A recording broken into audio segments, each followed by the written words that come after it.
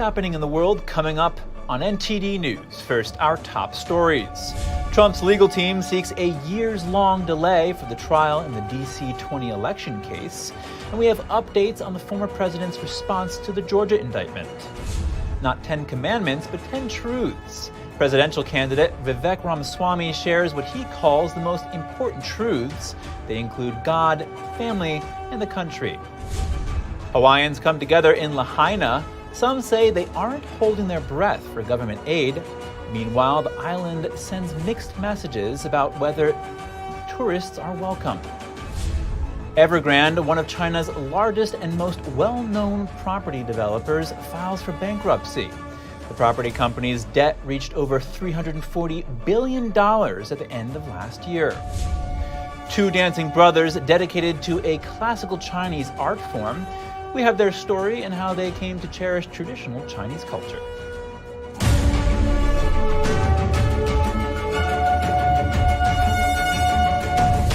Welcome to NTD News Today.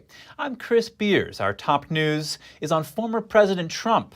His legal team wants to delay the start date of the D.C. case years down the line.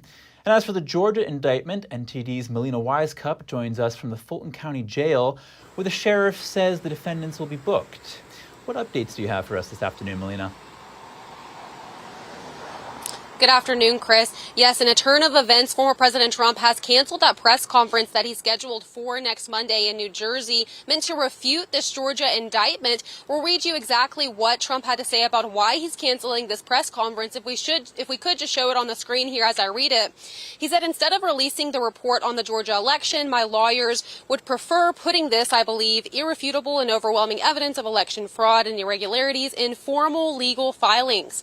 Therefore, the news conference is no longer necessary. Now, this comes after a Georgia state senator, a Republican by the name of Colton Moore, did request a special session here in the state of Georgia to investigate the actions of District Attorney Fani Willis, who has indicted Trump as well as those 18 others.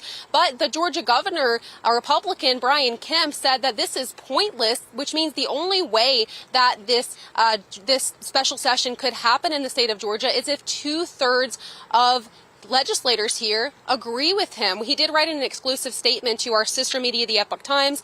I'm demanding that we defund her office until we can find out what is going on. We cannot stand idly by as corrupt prosecutors choose to target their political opposition. Chris? Now, as for the DOJ's election case against Trump, we know Trump's lawyers want to request a date years ahead. What can you tell us about that? So his lawyers did request an April 2026 start date for that trial that the DOJ is leading against former President Trump regarding the 2020 election. They argue that they just don't have enough time to review all the documents that are included here that Trump is being charged with. They say there are 11.5 million documents, which, if stacked on top of each other, would amount to a 5,000-foot high stack of papers. So they say it's impossible for them to meet that January 2nd deadline that special counsel Jack Smith had previously requested. Ultimately, it is up to the judge as to which start date is for that trial. We're watching that in the D.C. case, but we're also watching for whether or not the judge confirms the district attorney's March 4th proposal for that trial date here in the state of Georgia. All right. Thank you, Melina. A federal judge in Delaware dismissed 2 misdemeanor tax charges against Hunter Biden. The president's son allegedly failed to pay taxes on time in 2017 and 2018. The charges were part of his now-defunct plea deal. They were dropped at the request of special counsel David Weiss. Closing the book on that case enables him to pursue new charges in California or Washington, D.C. IRS whistleblowers told Congress they recommend charging the president's son with 6 felonies, including tax evasion and filing false tax returns. The tax case against Biden is separate from felony gun possession charges he's also facing. Presidential candidate Vivek Ramaswamy publicizing what he calls his 10 truths. They revolve around the importance of God, family, and country. Let's take a look. Presidential candidate Vivek Ramaswamy is sharing his 10 truths.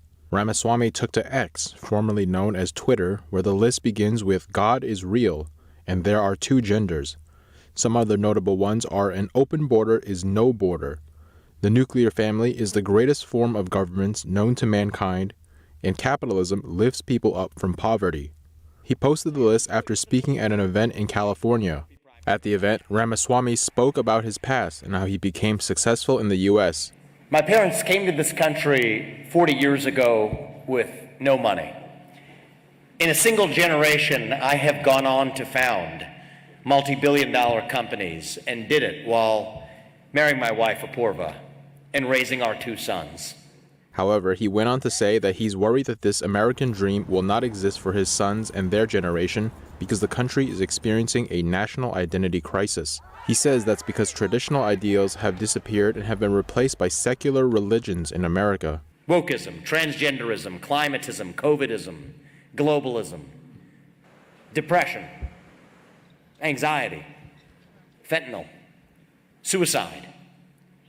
These are symptoms of a deeper void of purpose and meaning in our country. He went on to say what the traditional values are that the U.S. lost, which could bring back meaning to people's lives. Faith, patriotism, belief in God, nation, the things we talked about. When those have disappeared, that leaves a moral vacuum in its wake. Ramaswamy made the comments just days before his first Republican primary debate. The debate is set to be held on Wednesday in Milwaukee. 5 members of the Proud Boys are awaiting sentencing. Federal prosecutors recommending sentences of between 20 and 33 years for their involvement in the January 6th Capitol breach. 4 members were convicted of seditious conspiracy in May. The 5th member was acquitted on that charge, but could be looking at 20 years in jail for assaulting, resisting, or impeding certain officers. He was accused of smashing a Capitol window with a stolen police shield, which prosecutors say led to the first breach of the Capitol building. Hearings for sentencing are scheduled for August 28th. Currently, the longest January 6th sentence was given to the head of the Oath Keepers, who is serving 18 years in federal prison. House Democrats seeking a probe into family separation at the Texas border. The Congressional Hispanic Caucus is leading the push for an inquiry. The group sent a letter to the Department of Homeland Security and the Department of Justice. They expressed concern over the Texas Department of Public Safety's separation of illegal immigrant families. Congresswoman Nanette Barragan says the Texas governor has escalated inhumane border policies, which she says are causing harm to innocent people. The group cited reports that at least 26 families have been broken up since July 10th, with fathers arrested for criminal trespass and placed in state prison. Meanwhile, Republican Congressman Chip Roy is calling on Republicans to block funding for Homeland Security until the Biden administration improves border security. He said criminal cartels control the southern border and migrants are dying on Texas ranches and along the Rio Grande. Roy also said little children are being enslaved in the sex trafficking trade. New York City Mayor Eric Adams has requested that now defunct Manhattan Metropolitan Correctional Center be used to house migrants. It's part effort to deal with the city's influx of illegal immigrants. A lawyer from Mayor Adams listed various sites in a letter to New York Governor Kathy Hochul. The letter requested permission from the federal government to utilize closed correctional facilities amid severe overcrowding in city-run shelters. The Manhattan jail was closed down in 2021. That followed years of complaints over unsafe conditions, including sewage, floods, vermin infestations, COVID outbreaks, as well as security breaches. The Federal Bureau of Prisons said yesterday it could not comment on any discussion about the Manhattan jail. A spokeswoman for the mayor also had no comment. Coming up, Hurricane Hilary is approaching the West Coast. Southern California and surrounding areas could see flash floods and high winds. And President Biden declines to give further details about his upcoming trip to Hawaii in response to reporters' questions. The Biden administration streaks a deal with Iran $6 billion for 5 American hostages. We hear from a critic of the deal when we return.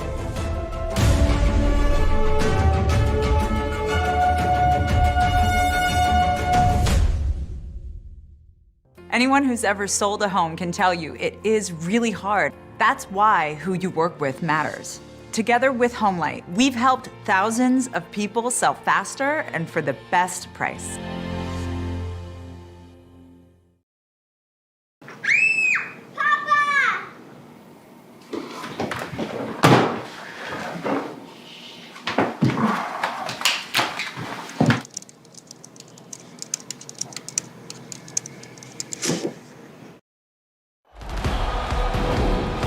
This is it, the culmination of everything our young athlete has worked for these past months. He's filled with determination.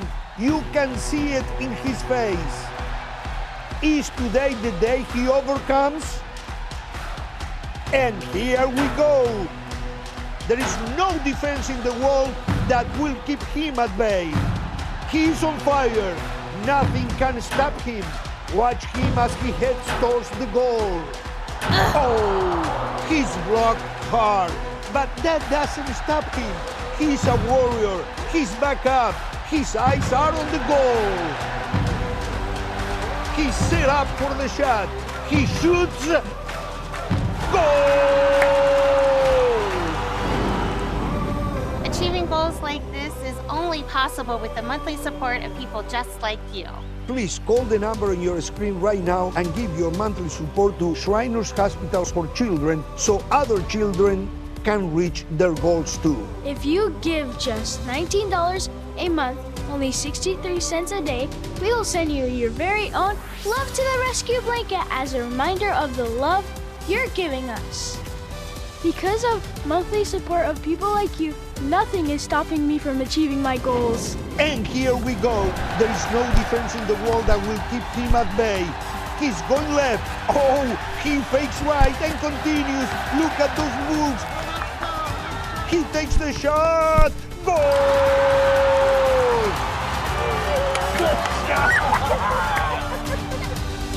Please call or go online now. If operators are busy, call again or go to loveshriners.org to give right away. Your monthly gift helps kids achieve their goals.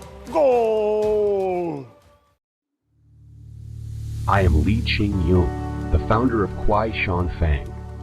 In Taiwan, we have the world's largest cypress forest. My father especially loves the forest scent emitted by the cypress forest. To bring the forest's fragrance to my father and family, I founded Kwai Shan Fang. We aim to provide you with the most natural cypress forest essence.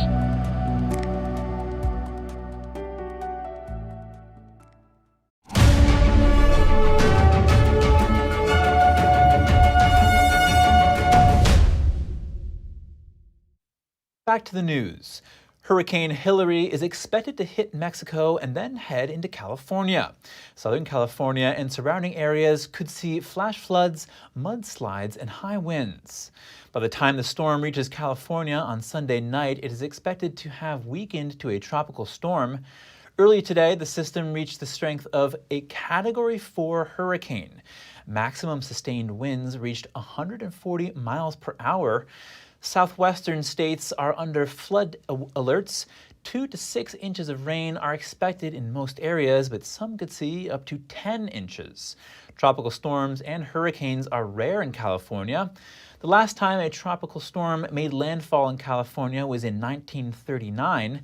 The last time a tropical storm entered California after making landfall elsewhere, but impacting California, was Hurricane Nora in 2021.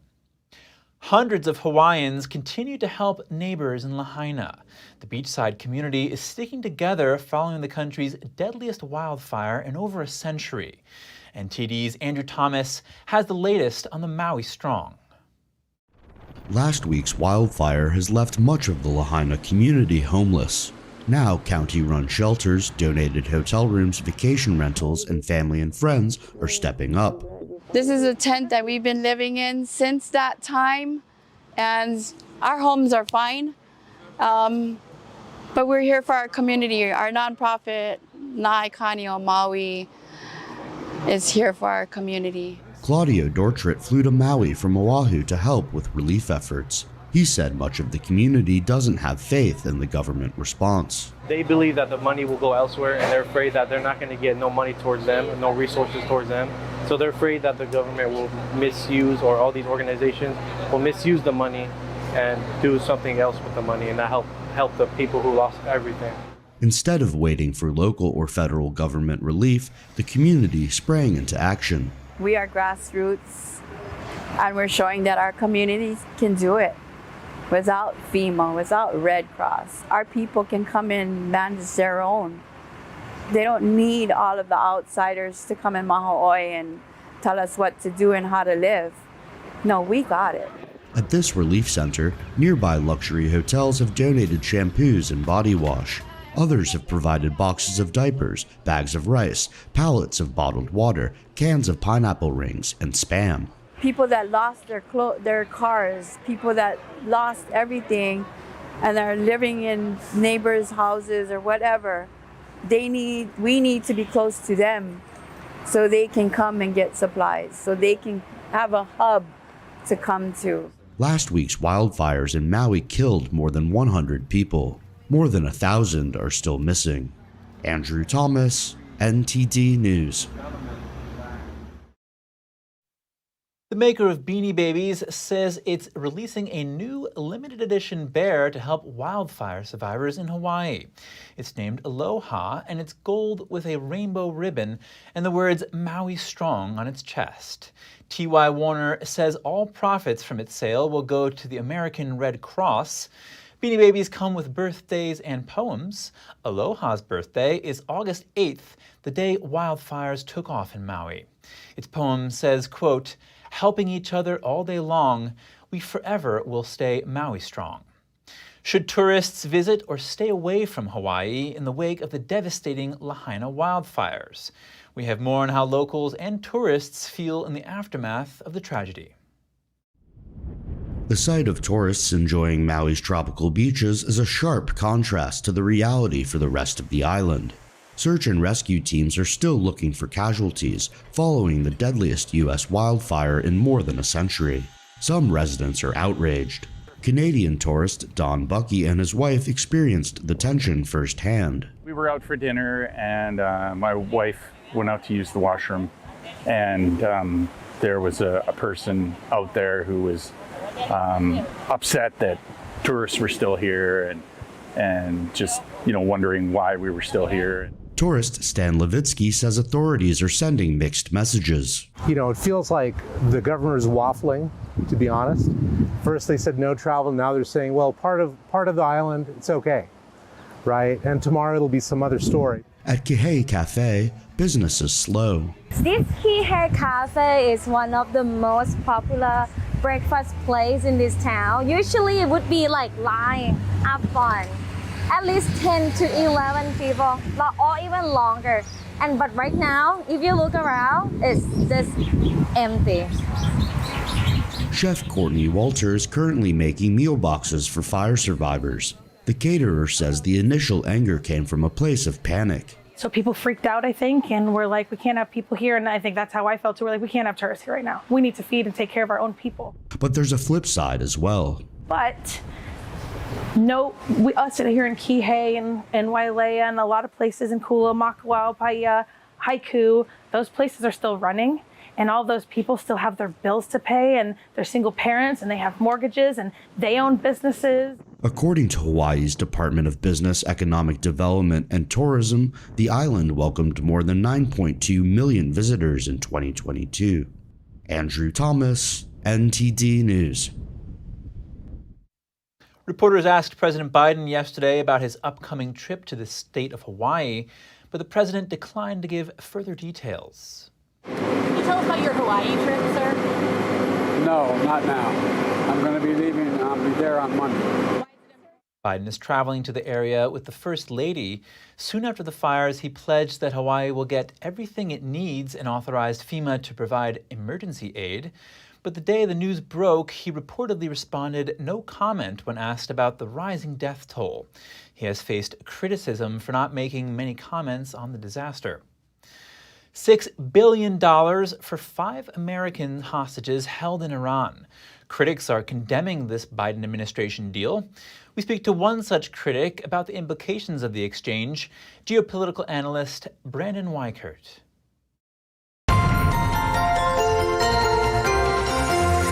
Brandon Weichert, thank you for joining us. Thank you for having me. It's a pleasure to be back. Brandon, what are the implications of paying ransom money to Iran for these hostages? Well, it's basically feeding the tiger or the crocodile, hoping that it'll eat you last. Rest assured that that money will not be used for humanitarian purposes, despite what the White House is assuring us. And what do you think the money will be used for? Iran has been called the world's leading state sponsor of terror. It's exactly right. That's what it's going to be used for. It'll be used for funding Hezbollah and Hamas in their ongoing war against Israel. It'll be used to build greater and more accurate precision-guided missiles, longer range, as well as expanding their nuclear weapons program, all of which threaten us. Now, the White House announced this deal while Congress is in recess, and Richard Goldberg of the Dispatch argues this is to avoid having to notify Congress. What's your take? I think Richard Goldberg is completely correct. This whole thing smells. It's a terrible deal, and we're only feeding the beast that is the mad mullahs. And it's part, I think, of a larger move by the Biden administration to ultimately get a nuclear deal with Iran like what Obama had and that Trump had killed. And just refresh our audiences about what that deal was. Yeah, basically, we would step aside and let Iran not only have a clear path to nuclear weapons, but we would also integrate Iran into the world economy and political order the way that Richard Nixon and Jimmy Carter did ultimately with China. And we all know how that ended up with China. Imagine now the crazy regime of Iran being given the same treatment. Not good for us. And so how does the Biden administration's approach to freeing American hostages in Iran compare to that of previous administrations? Well, the Biden administration's approach to freeing Iranian hostages is they're doing this very surreptitiously. At least previous administrations have been very open about the fact they were doing it. The Biden administration is doing it through third parties, and whenever it comes up, they're lying to us about what the money will be used for. Of course, it's not going to be used for humanitarian purposes, whatever that means. It's going to be used to build up the Iranian war machine, which is directly pointed against the United States. So we're basically fueling their war machine under the pretext of we're getting 5 or 6 people back, which is good, but unfortunately, I don't know if it's worth it. Yeah, and now critics have said that a deal like this could promote future hostage-taking and increased ransom money. What's your take on their perspective? I think they're 100% correct again. I think that it used to be a hallmark of our country's foreign policy that we do not negotiate with terrorists as official policy. And whether we like to admit it or not, whether the Biden administration thinks it's this or not, the Iranian regime currently is a terrorist organization masquerading as a state. And therefore, we have no business doing anything with them that would give them more money and more leverage. And they absolutely will do this again and become even worse abusers of the hostage-taking strategy because they know they'll get something from this current administration. How do you think these kinds of situations should be handled? I don't think there should be any negotiation. I think that the threat of military force should always be on the table for these kinds of situations. I understand people don't want to be involved in the Middle East militarily anymore. I don't either. But when an enemy regime like Iran takes our people hostage, we are not going to negotiate. We have the right to attack. All right, Brandon Weichert, thank you again. Thank you. When we come back, the entire police force of a small Minnesota town quits. Find out why and why a state lawmaker says it's a national problem. The Writers Guild of America met again with major studios to seek a deal. That's as the writers' strike enters its 108th day. And Bud Light resumes a sponsorship deal with the Washington Commanders football team. We'll have the details soon when we return.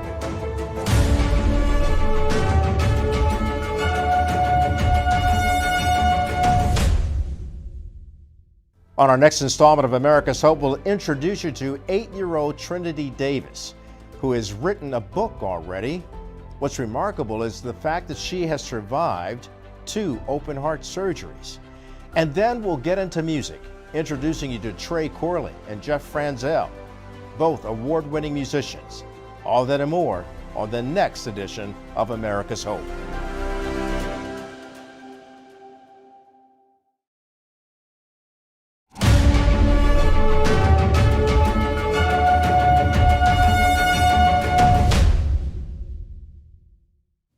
Back to the news. A Minnesota lawmaker has weighed in on a small town's entire police force resigning. She says it serves as a warning for the entire country. The town of Goodhue, Minnesota has a population of 1,300 and a police force of 2 full-time and 5 part-time officers. The entire police force resigned last week, citing compensation as the reason.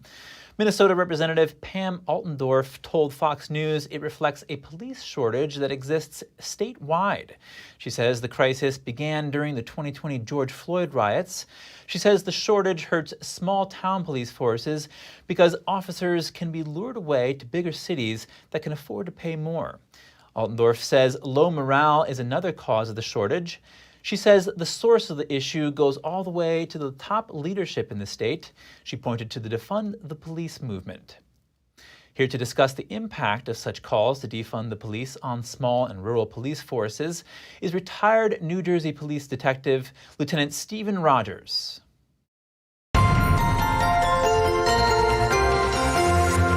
Lieutenant Stephen Rogers, thank you for joining us again.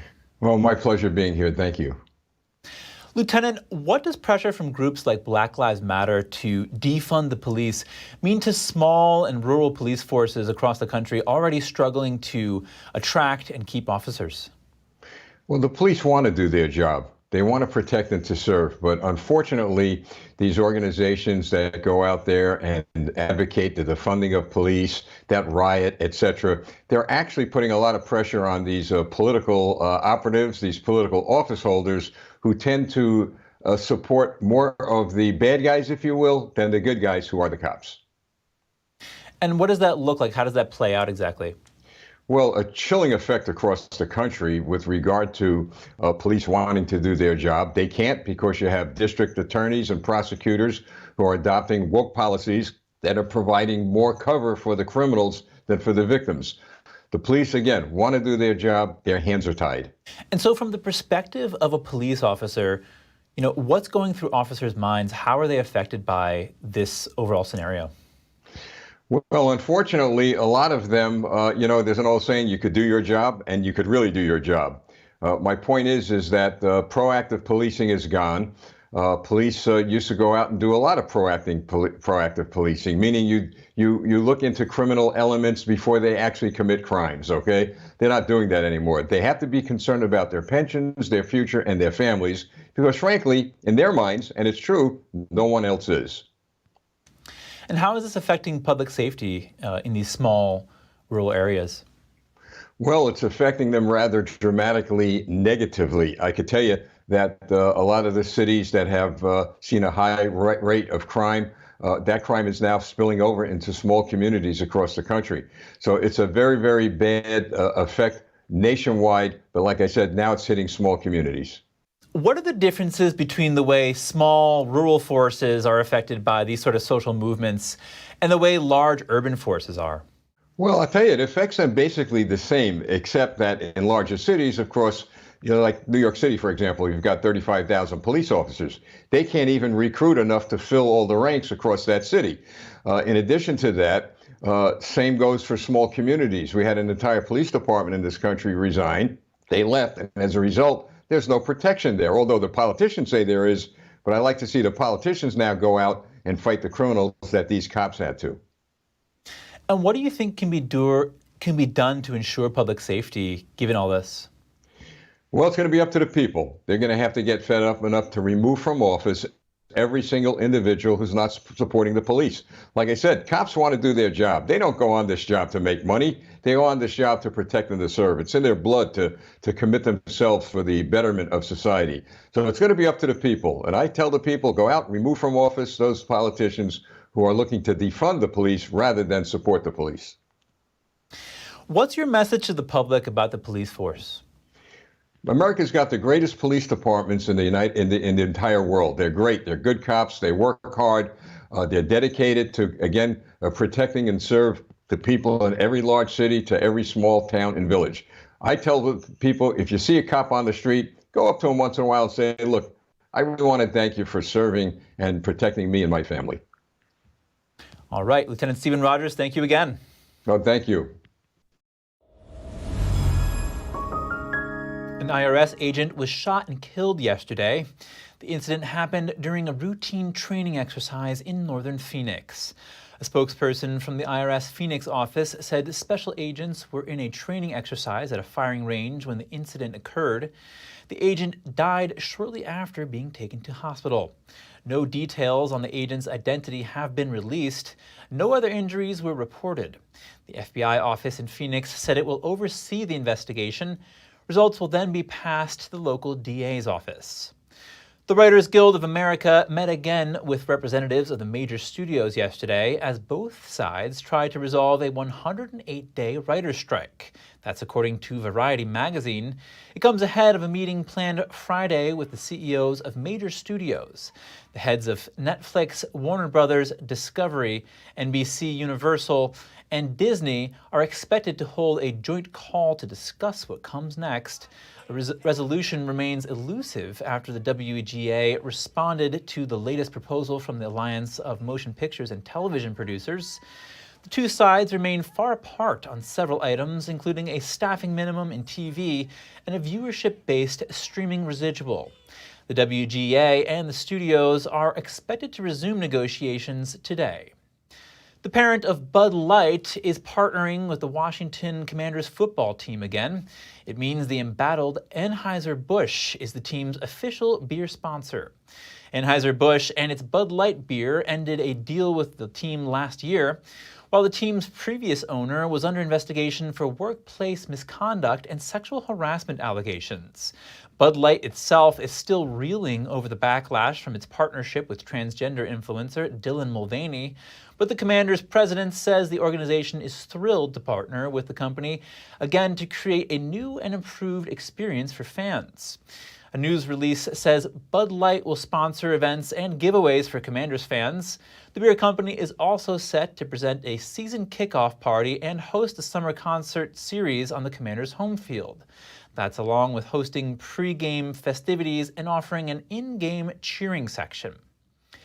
And if you have any news tips or feedback for the show, please feel free to email us at news.today@ndt.com.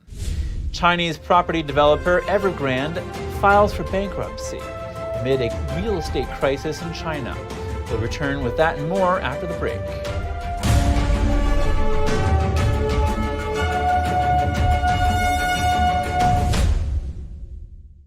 Stay tuned to get 2 rolls of alien tape free. You wouldn't stick your mother-in-law on the wall, but you could with alien tape. It just sticks. Just peel and stick to make anything stay in place quick. Brick, pavers, marble, tile, plastic, even leather. Nothing works better than alien tape. You wouldn't stick your fishbowl on a moving car, but you could with alien tape. The secret is nano-stick technology that grabs and locks on to secure one side of the surface to the other. Alien tape secures in seconds, then twist, pull, and rinse to reuse. Call or go online to get your first roll of alien tape for just $19.99, plus shipping and processing. But to make this deal really stick, we'll give you 2 more rolls absolutely free. You get 3 rolls of alien tape for one low price. Order now. To order, call 1-800-490-1364 or go to tryalientape.com. So call 1-800-490-1364 or order online at tryalientape.com. Hi, I'm Susan Lucci. I never thought about heart disease until I had my own heart event. I received 2 stents in my arteries, stents developed through research funded by the American Heart Association. Those stents saved my life. I have met so many survivors. Each of them tells a story that can be so helpful to women out there. Everything was pretty good. It was a very happy life. I was given the diagnosis that I had peripartum cardiomyopathy, which is basically a pregnancy-induced heart failure. They told me my only chance was a heart transplant. And the American Heart Association helped make that possible. Their research helped save me. I think everyone should support the American Heart Association. Call now or go to helpheart.org. For only $19 a month, just 63 cents a day, you can help fund the next medical breakthrough. Get the next person trained in CPR, the next hospital certified in high-quality cardiovascular care. You can be part of that very important work that the American Heart Association is doing to save lives everywhere. Give $19 a month with your credit card, and we'll send you this special t-shirt that you can wear to show that you are helping save lives. I'm grateful for just every day that I get with my children. I am very thankful for the American Heart Association. Heart disease is America's #1 killer, and your support now can help save your life or the life of someone you love. Listen to your heart. The only reason I'm here today is because I did. So please call the number on your screen or go to helpheart.org now. Join me as a monthly donor today and help save even more lives.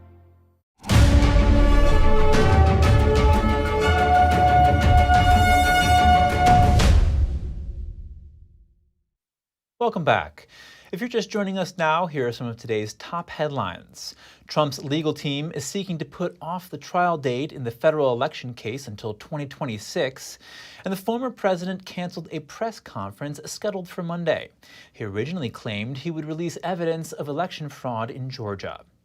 Presidential candidate Vivek Ramaswamy is sharing what he calls his 10 truths. The list he posted on X begins with "God is real" and "There are two genders." From food and toiletries to donated hotel rooms, Hawaiians are rallying to help with recovery efforts in Lahaina. Plushie toy maker Beanie Babies is also raising funds for the victims with a new limited edition bear. A major development in China's housing market crisis, property developer Evergrande files for bankruptcy protection in the U.S. The company owes over $300 billion, more than the GDP of many developing countries. Joining me live is NTD Business's Don Ma. That's a lot of debt, Don. Well, Chris, you're definitely not wrong there. The property company's debt loan reached over $340 billion by the end of last year. So, as you mentioned, that's more than the GDP of some countries, for example, New Zealand. So, Chris, I want us to just think about this for a moment. A single company has the amount of debt that is more than a year's gross domestic product of an entire country. And comparing to China's GDP, it's roughly about 2%. So how did Evergrande get to this point, Don? Okay, so in 2021, under the weight of the over $300 billion in liabilities, Evergrande defaulted on its debt. So it was the world's most heavily indebted property developer. The company's default came after Beijing began cracking down on excessive borrowing by developers, which was an attempt to rein in soaring housing prices.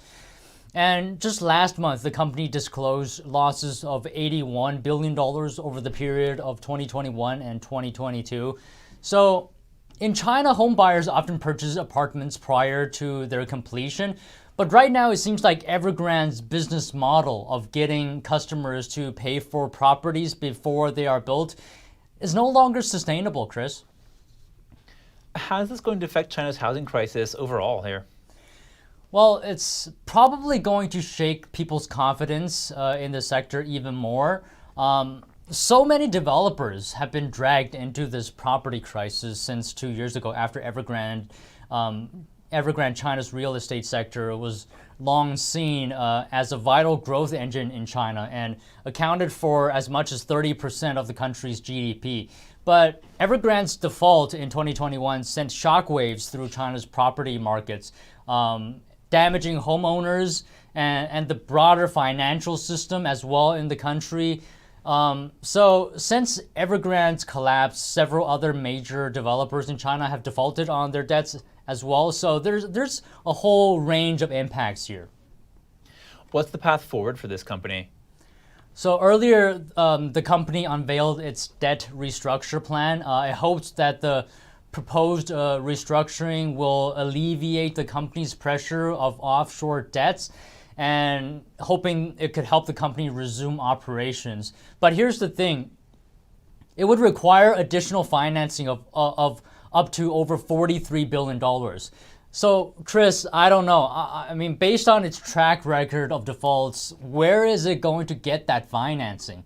But still, the company hopes to return to normal operations in the next 3 years. The firm in April disclosed it didn't yet have enough creditor support to implement its restructuring plan. So we'll see, Chris. All right. Thank you, Don. Thank you.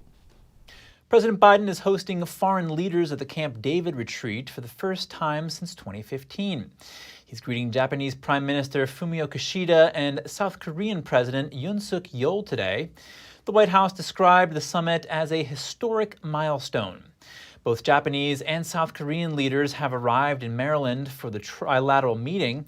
The summit is meant to serve as a show of force amid provocation from North Korea and rising aggressiveness from China.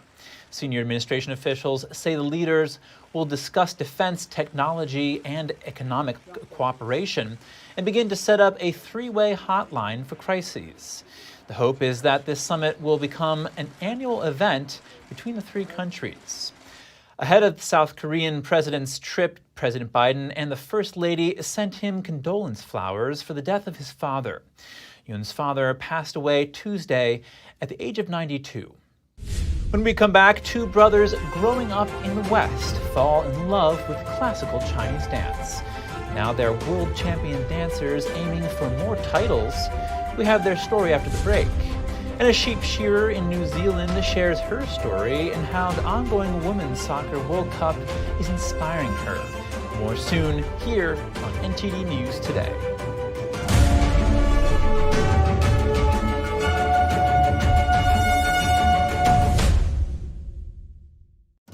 Say goodbye to harsh, bitter coffee and hello to a delicious, smooth brew. With specialty quality beans, expertly roasted in-house, you'll taste the difference with every sip.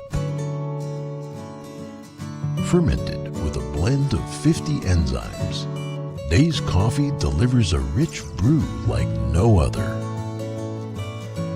Made with the highest grade specialty beans available, you're sure to taste the difference. Elevate your morning with Days Enzyme Fermented Coffee.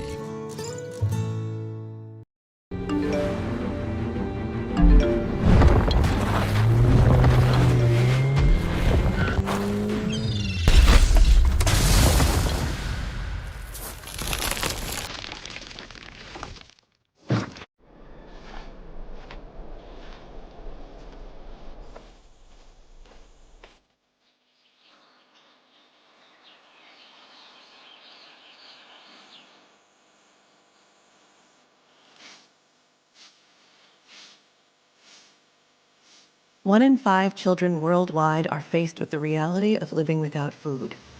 No family dinners, no special treats, no full bellies.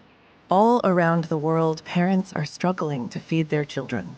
Toddlers are suffering from acute malnutrition, which stunts their growth. Kids are forced to drop out of school so they can help support their families. COVID, conflict, inflation, and climate have ignited the worst famine in our lifetime. And we're fed up. Fed up with the fact that hunger robs children of their childhood. Fed up with the lack of progress. Fed up with the injustice. Help us brighten the lives of children all over the world by visiting getfedupnow.org. For as little as $10 a month, you can join Save the Children as we support children and families in desperate need of our help. Now is the time to get fed up and give back.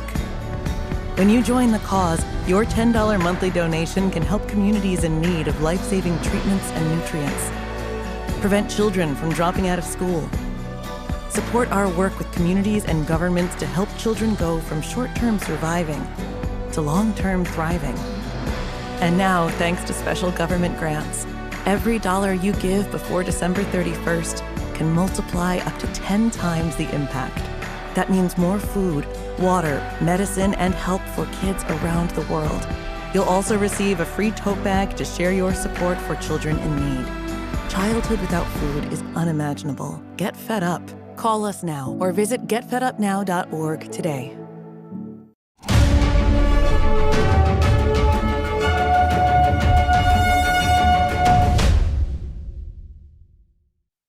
Welcome back. Two brothers discover traditional Chinese culture through dance. They grew up in the West but have a profound understanding of this ancient art form. They're both professional dancers participating in the NTD International Classical Chinese Dance Competition this September. Let's hear how they grasped the essence of traditional Chinese culture.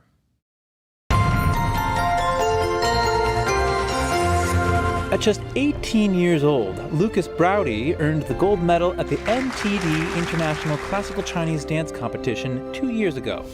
I feel like with classical Chinese dance is a bit different because behind it there's so much, 5,000 years of culture, right?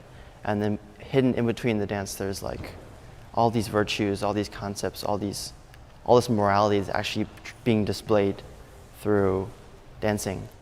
Lucas Browdy and his brother Jesse Browdy were drawn to classical Chinese dance and joined Shenyun Performing Arts, a leader in this ancient art form. I've been watching Shenyun since I was a kid, right? But this was the first time that I kind of actually understood the dances, especially the story ones. I almost cried a couple times that night. And I remember going home that night and I wanted to be a Shenyun dancer. While other kids were enjoying their youth, these two brothers were dedicated to honing their dance skills. They faced their own distinct challenges along the way.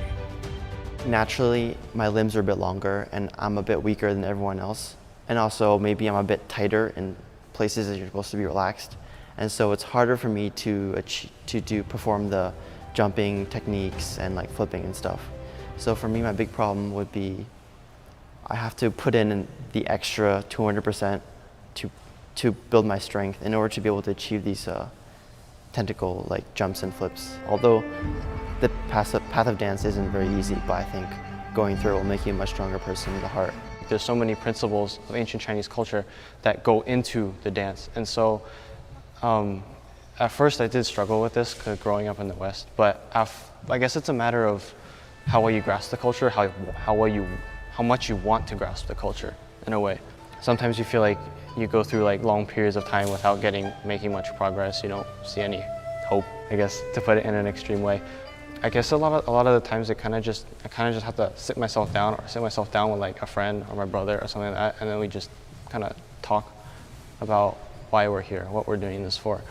Like, we're not just here to dance, we're not just here to, practice this art form, but we're also we have a greater purpose. We're trying to spread this culture to the people of the world and tell the truth of what's happening in China, the persecution and stuff like that. Through the day-to-day grind of training, the two brothers overcame their inner anxieties and pushed beyond their physical limits. In turn, they live full, rewarding lives. First, through the dance training, I think it taught me diligence, perseverance, and to be positive. Those few lessons, it built into me pretty strongly, and I'm pretty grateful for that. Ancient Chinese culture is definitely and divinely inspired culture, right? And then when you believe that there's this sort of higher being that's bestowing these gifts upon you, it kind of humbles you in a way. It humbles you a lot, actually, because you know that everything that I have, everything that basically I stand for is given to me almost. Sort of like in the Renaissance, all of the paintings and sculptures, they're all glorifying the divine. The two brothers won gold and silver in the 2021 NTD International Classical Chinese Dance Competition. This year, the competition will take place in early September at Purchase College in New York State. Lucas and Jesse encourage dancers from around the world to participate. Through the competition, you improve a lot because you're practicing techniques, you're practicing movements, and then you're stringing them together in like a 2-minute technique piece, and you're doing it over and over and over again. And so your strength, your dancing, your stamina will all improve greatly. And then through the story dance, your acting, your 表现力, I guess, will improve a lot. We portray these really amazing stories filled, jam-packed with lessons and morals. By joining this competition, I feel like you improve a lot as a person. I'm very honored to be able to compete with all these people, these great people. We'll improve together, go through much together, and we'll go through strong. So, ciao! The FIFA Women's World Cup is wrapping up this weekend. Apart from captivating fans, the sport also inspires some people in a different way. One of them is sheep shearer Torito Tickborn. The 21-year-old is a Maui, the indigenous people of New Zealand. Soccer is not her sport of choice, but with the Women's World Cup, she's given the sport a chance. She's found inspiration from the female athletes competing in the World Tournament. I do just think it's really cool to see women athletes like up there on the world stage, like being so powerful and just doing their thing. Yeah, I love to see it. Shearing sheep is a physical job that requires training and skill. Hutana Tickborn said shepherds also approach their work like soccer players. She said the industry has been male-dominated, but as with the rise in women's soccer, women shearers have become more common. Some shearers can average up to 300 sheep a day.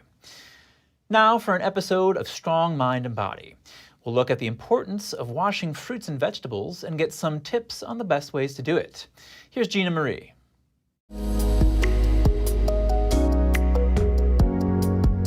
Fruits and vegetables contain essential nutrients vital for human health.